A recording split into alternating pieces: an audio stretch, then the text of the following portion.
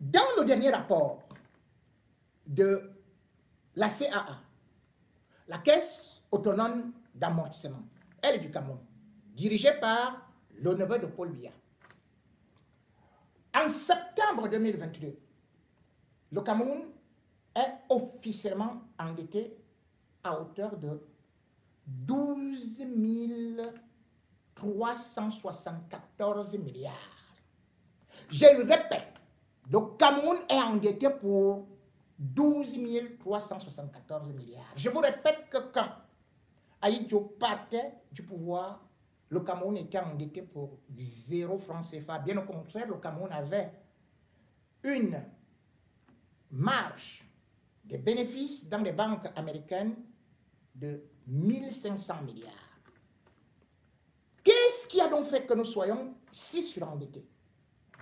Eh bien, parce que le régime Biya n'a fait que non seulement détourner, mais aussi engager des projets creux, vaseux, qui pourtant nous étaient présentés comme étant le plan devant apporter la croissance, l'emploi. Ce plan, par exemple, le premier a été mis sur pied en 2003. Ça permettait d'aller prendre de l'argent auprès des institutions internationales. Ça n'a pas marché. Et ça a été remplacé en 2010 par ce qu'ils ont appelé le document, justement, pour la croissance et puis l'emploi au Cameroun. Et on disait que c'est, contrairement à Ahidjo qui faisait le plan quinquennal, ils ont dit décennal. Et ceci a été mis à la charge du neveu de Paul Biya, c'est-à-dire lui, Paul Montazé. Lui, Paul Montazé, était donc chargé de faire des grandes réalisations pour qu'on puisse arriver à l'émergence. Et parmi ces réalisations, c'est que d'abord l'énergie, comme le port autonome également aussi, afin de créer des emplois et surtout de permettre que le Cameroun puisse produire. Mais pour que le Cameroun soit un pays développé, aille à l'industrialisation, il fallait l'énergie. C'était la priorité des priorités parce qu'on ne peut pas tourner dans un pays, on ne peut pas industrialiser un pays si on n'a pas l'énergie, c'est-à-dire l'électricité.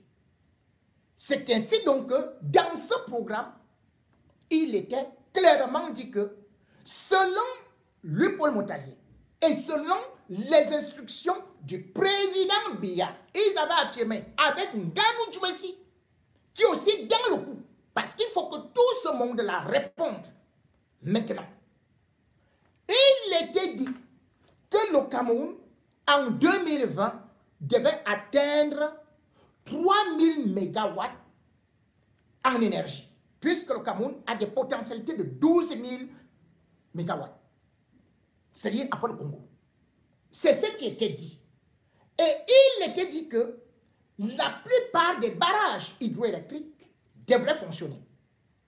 Or, qu'est-ce qu'on voit maintenant? Le ministre de l'énergie, Gaston Elundou, sort pour nous dire que du 14, du 12 au 16 novembre 2022, dans les régions du centre, du sud, il n'y aura pas d'électricité. Vous avez vu ça où? 5 jours d'obscurité.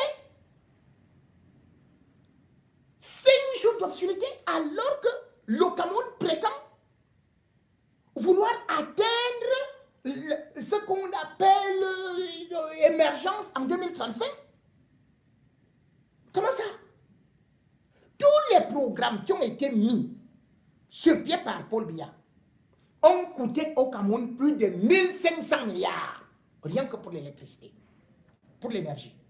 Or, il se retrouve, selon le rapport donné par le même Gaston Elundou, en 2021, nous étions au mois de septembre, où il révèle que sur les localités du Cameroun, on se retrouve avec 9000 localités sur 13 000 qui sont non électrifiées.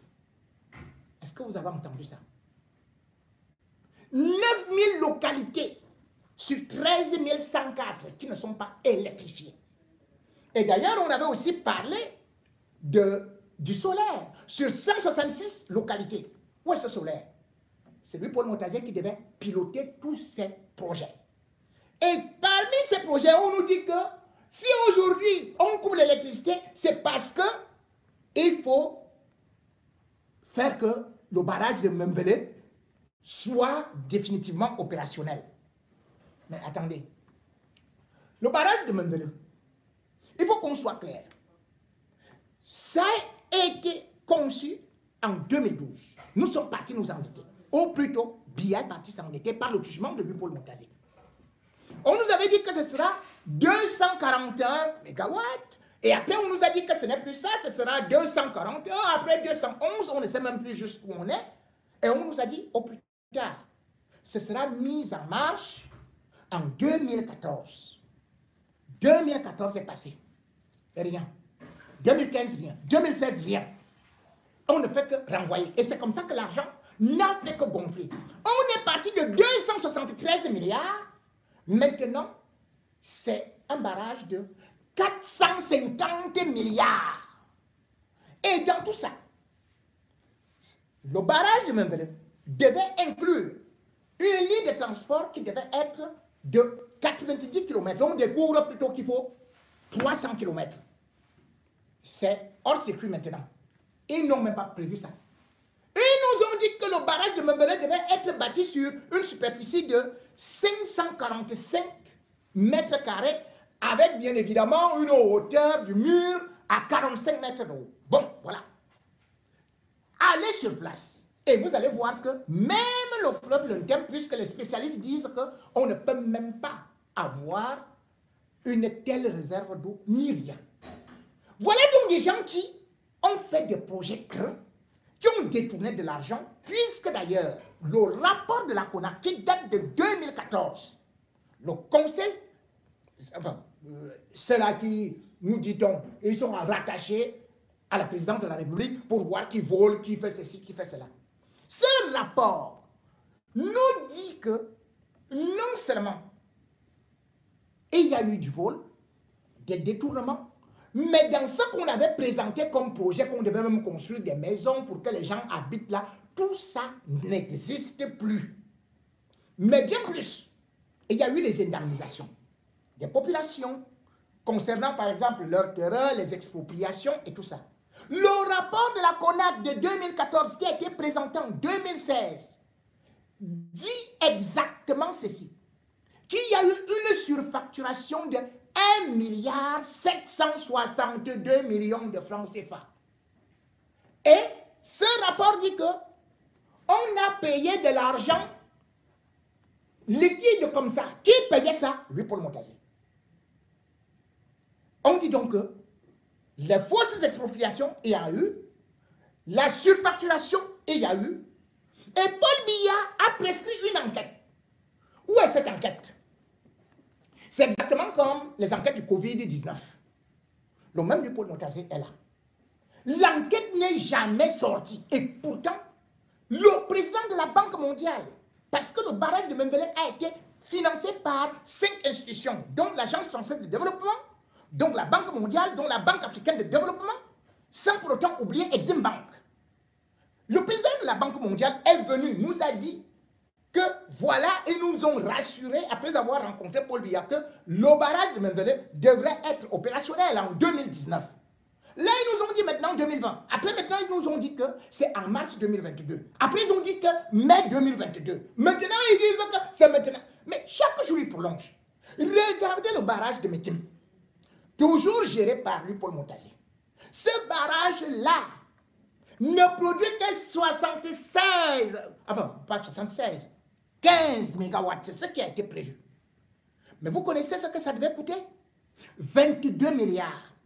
De 22 milliards, on est passé à 70 milliards. C'est devenu le barrage le plus cher. Au lieu de 15 mégawatts, on nous dit que ça va produire plutôt 10 mégawatts.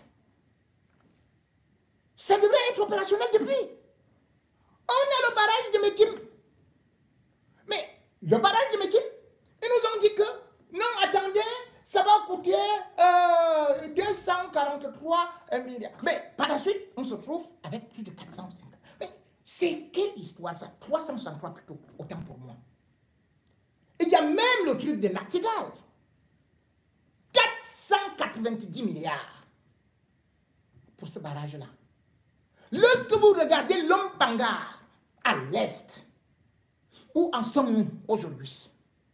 Avec le grand projet Lompangar, où Paul Biya est parti, on déposait les pierres et tout ça. Rien du tout. Comment vous voulez donc que le même Lupold Montazé, avec non seulement, comme je vous ai dit, Nganou Djoumessi,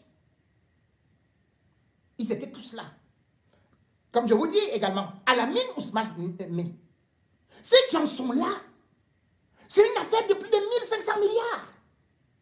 Et nous nous retrouvons hyper endettés. Aucune réalisation concrète. Et on ne peut rien faire.